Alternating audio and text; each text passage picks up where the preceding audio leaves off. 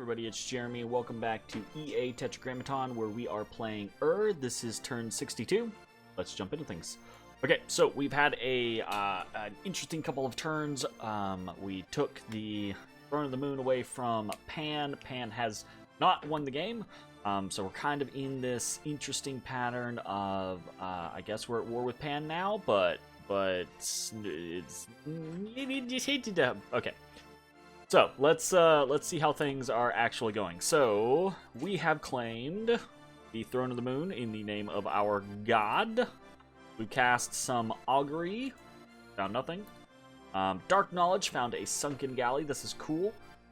This is a I think I wish that there were more. You know, you have all these like just sites that are like, oh, this is just a Death One site, or oh, this is just a Nature One site.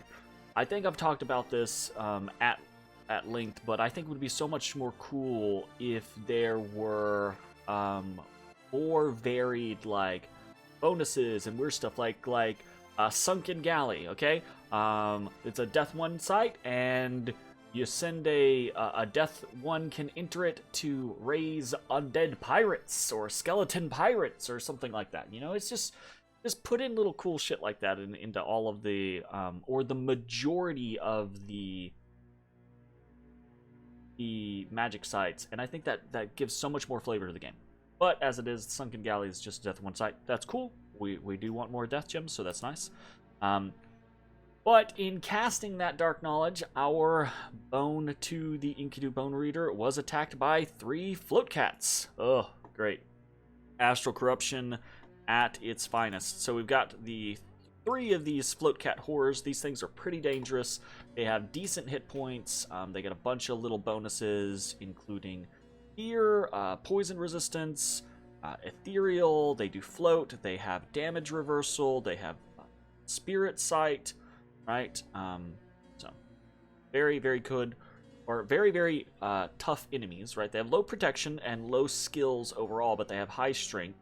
They have a life drain attack, right? That is armor piercing and obviously life drains. It's magic. All their attacks are magic. And then they have a distorted claw, which is completely armor negating. Okay, so very killy. They will fuck your shit up. But if you blast them, right, you can blast the shit out of them potentially. So let's see what we got. We've got Bone 2, the Enkidu Bone Reader. He's Earth 2, Death 2. Let's see what he does. Okay, he does Iron Skin. That's not gonna really help. He does Temper Flesh. That's not really gonna help. Okay, so Iron Skin and Temper Flesh. Even though he doesn't get up to 23% protection, and he's now resistant to everything. It's not gonna matter because these guys have armor negating claws and armor piercing life drain, so that's no bueno. And then he resorts to flying shards. Right, this is not going to turn out well. And snap, smack, and dead. Okay. So unfortunate, we have lost one of our few bone or death people. Fortunately, right, we have our Death 2 in reserve. That's the one important. Okay, so what else have we got? We've got an Arcane Probing, found nothing. We've got a Haruspex, which actually found a Fields of Glowing Algae. This is +1 nature, so cool. Cloud Trapezed over to... where's that? Oh, over to Trackless Wastes. Did some Gnome Lore, didn't find anything. Did Voice of Apsu, didn't find anything. And then we've got our Blood Hunters, didn't find anything. In Bell, the Slave Hunt is facing heavy opposition, and the hunting has become very difficult. But this is not good because we don't really have a place that is being patrolled or anything like that. So this is kind of actually complicating the issue. We might swap something up real quick, but we'll talk about it here in a second. And our Salme was attacked by a Float Cat horror as well. I don't know why. Was she? I think maybe she was forging something. Oh, no. I think she just got attacked because she has a Lightless Lantern, so she's just horror marked. period. So let's see how she fares. So Bloodcat Horrors again, but just one of them this time. So we've got a Quicken Self. That's not going to be very helpful. We've got, speed this up, a Liquid Body. That's not going to be very helpful. We've got a Frozen Heart. Ooh, 14 damage. Smacked that Void down to 2 health. Okay. That's good. Oh, the armies of the special monsters are routed. No, they're not. He is not routed. It says he's routed, but he is not routed. I don't think you can actually route horrors. I'm not sure though. And that's unfortunate. Okay, so we go for another Frozen Heart, but this one gets damage reversed back to us. That hurts. Oh no! And then she decides she's gonna run forward and she's gonna attack, hoping for that just a hit, but it gets damage reversaled again. Missed and just slapped. Unfortunate. All right. Well, so Salmi 1 dies. That happens. All right, so we've got some battles. We did some light raiding in Pan's Lands, so let's check that real quick. So we've got one of our Ishibs. We've got Ishib 16 over here. He's the one with the Flesh Eater, so not very killy, right? Only a single attack. Doesn't have AoE, etc., but he is relatively defended. And he's up against pretty light PD, so this should go well, all right? So let's take a look at what he actually does. He's got a Liquid Body, Bark Skin, Moss Body, and Quicken Self. So this does put him at Fatigue 55, which is pretty high, honestly. So we might rethink this. But what does he have? He has 28 protection. Okay, so that's decently high. He's got Liquid Body, so he's got resistance to all of these things, as well as Affliction resistance. Okay, he's got Moss Body, which has a 75% chance of reducing everything by 10 to 20 points, and if he takes damage, it gets popped. And then he is quickened, so he attacks twice. So let's see how this turns out.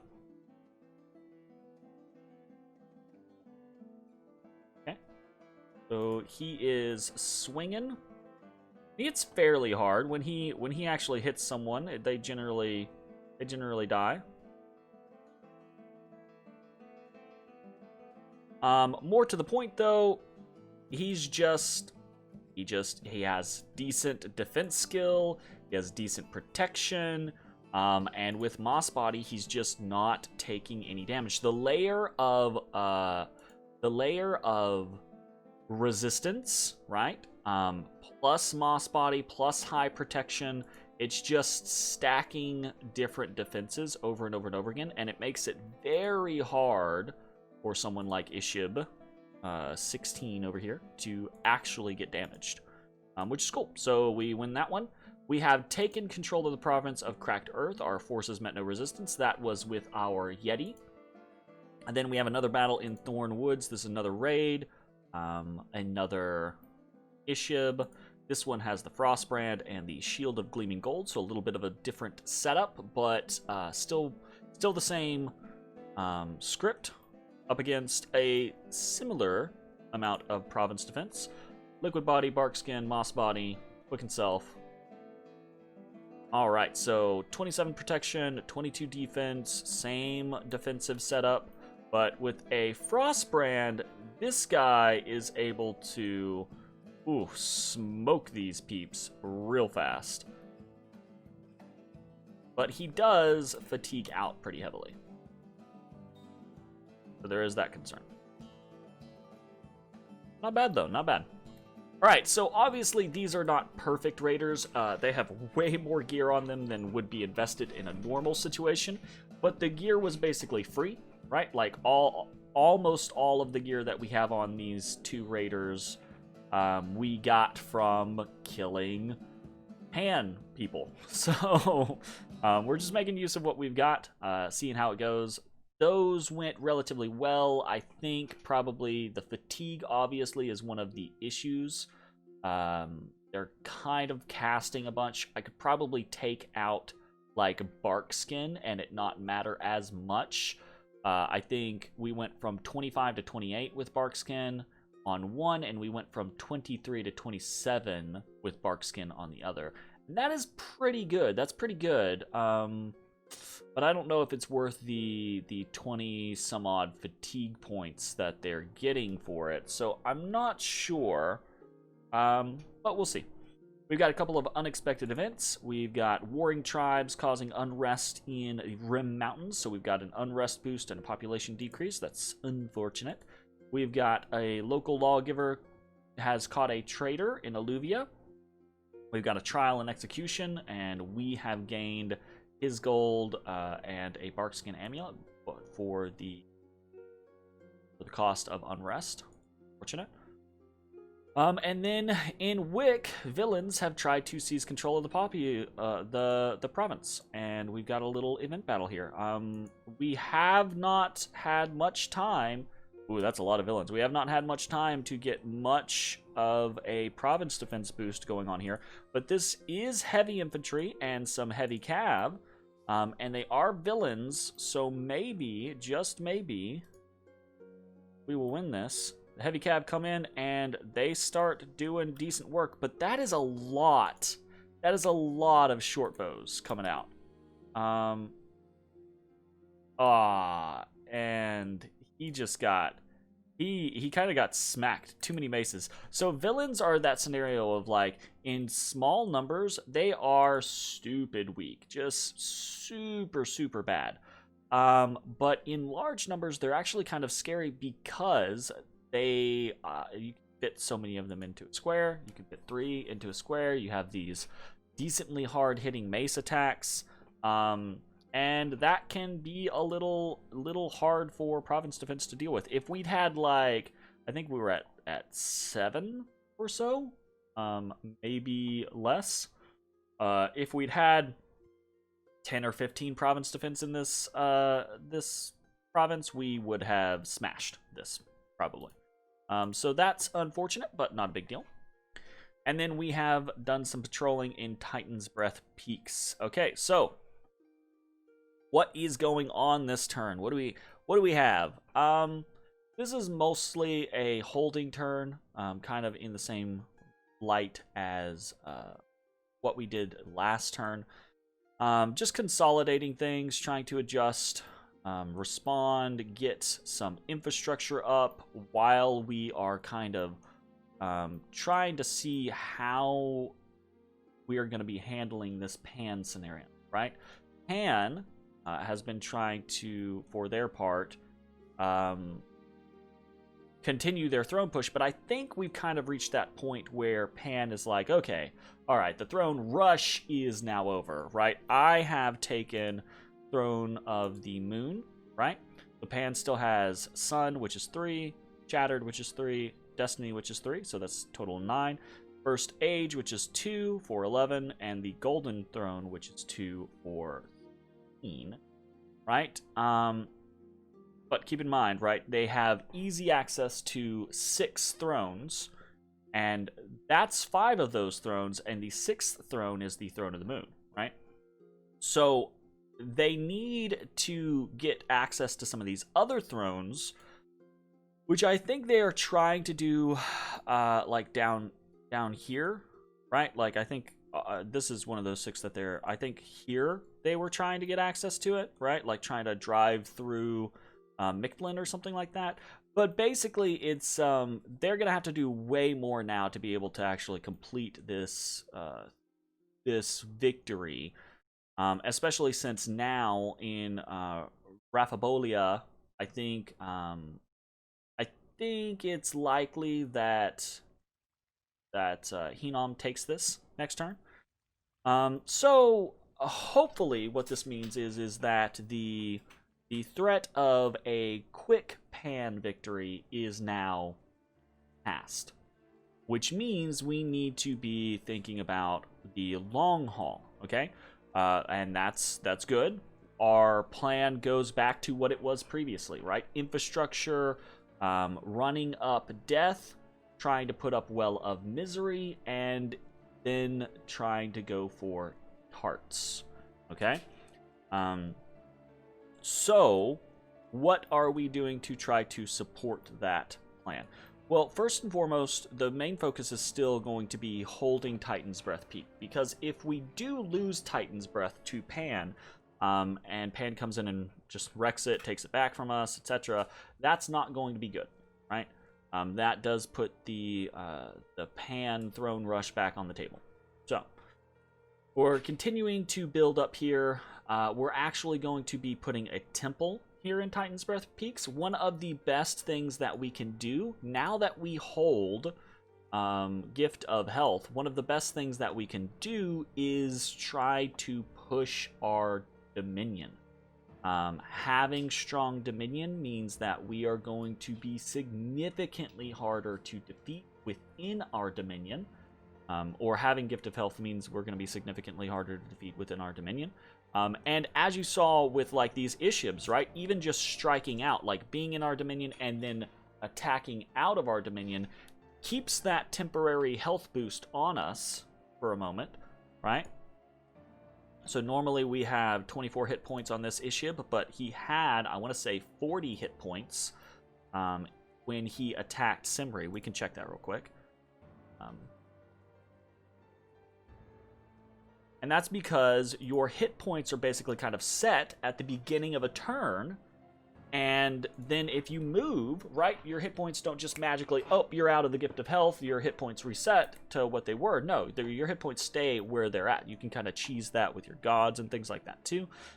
So this gives us a lot of power. Gift of Health gives us a lot of power for raiding. It also gives us a lot of power for holding defensive scenarios. So we're going to try to get a temple up here. We're going to try to get our Dominion here in Titan's Breath Peak. Claiming the throne, getting the spread of Dominion is going to help with that. And I've also got eyes over here on Jabal al-Kish, because I kind of want to get this throne, get it in our control, get our Dominion pushing in this direction as well. Plus, also just, again, thrones have they really help with you pushing your Dominion, okay? And our Dominion has not been pushed very well so far, so a lot of what our gold is going to be going to over the course of the next little while is going towards getting temples up. Getting a temple in Kun Aral. So we're sending a Gala 31 over there to be able to potentially do that next turn. We're going to try to get a temple up in Trackless Waste. We are actually building up the forest in Trackless Wastes. Since this is our only real stronghold over here in our Yomi lands, we want to go ahead and beef that up and make sure that it can be held. Plus, it's actually pretty good for us. 2 death gems, 1 nature gem, 1 fire, 1 water, and 2 air is pretty incredible as far as actual gem income provinces go. So that's pretty cool. Okay. What else do we got going? We are moving Ishib 20 and Ishib 22 into Alluvia and Green Waters to do site searching the old-fashioned way. We are moving Ishib 11 off of raiding, and he's going to come over here and try to deal with Wick. We are casting some Voice of Apsu. And yes, we know Astral Corruption is up. Every cast that we do, every forge that we do is a potential chance for that to go awry. And what we're trying to mitigate our chances, because, okay, so it's not guaranteed that every time you cast or forge that you're going to get hit by a horror. And if we do get hit by a horror, it's not guaranteed that we're going to lose. You saw, you saw our Salme kind of try to fend one off. She almost did so. The Bone Reader did not do a very good job.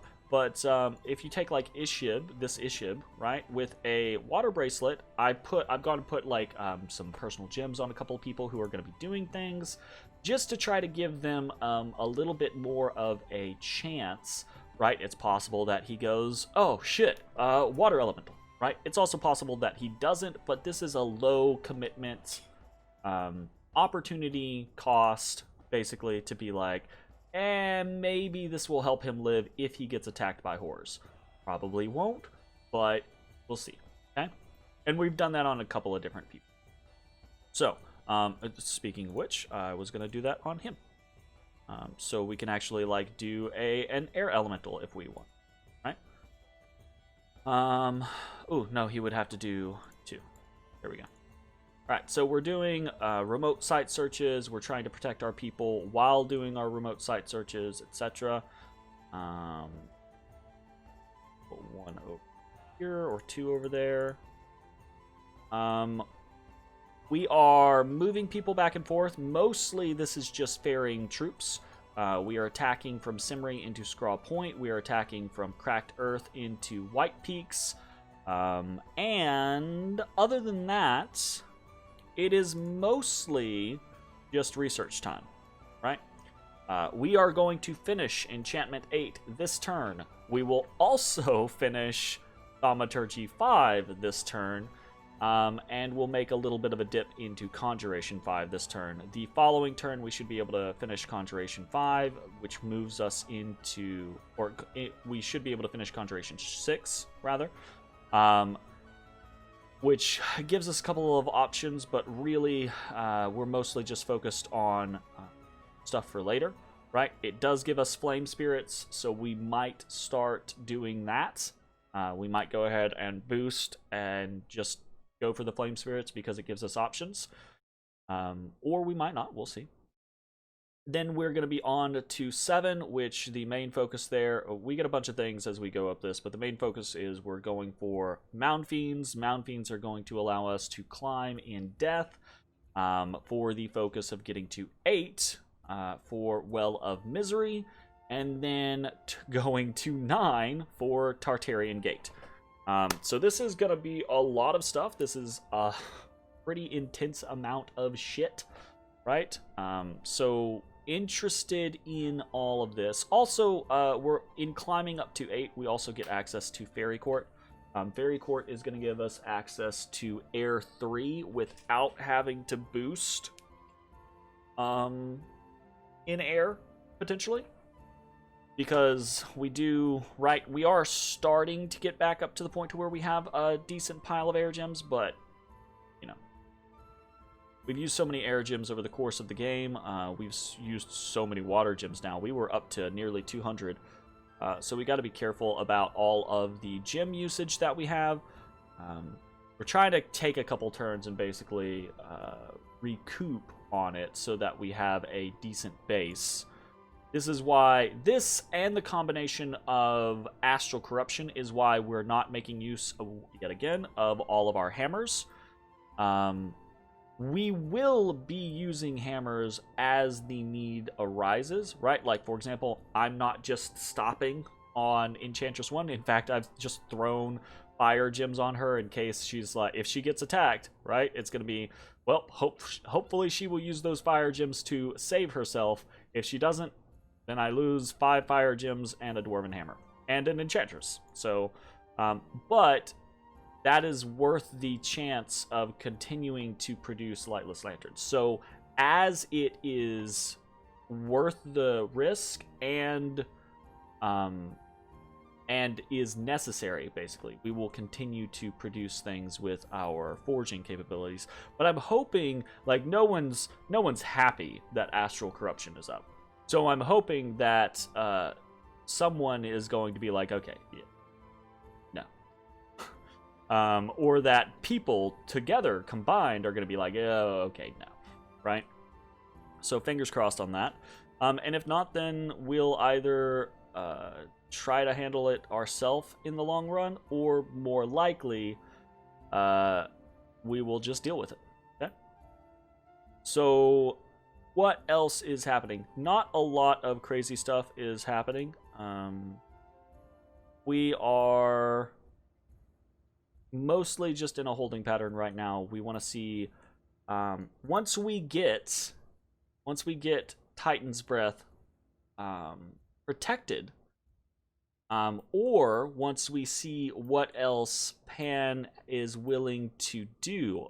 The thing that I think right now is I think Pan is kind of spread out at the moment. So I'm actually curious about whether or not they are going to be able to really defend themselves, because they put so much into going for this throne rush that I think they might be having issues at this point. Don't get me wrong, they are still massive. They're still basically 3 kingdoms. But, you know.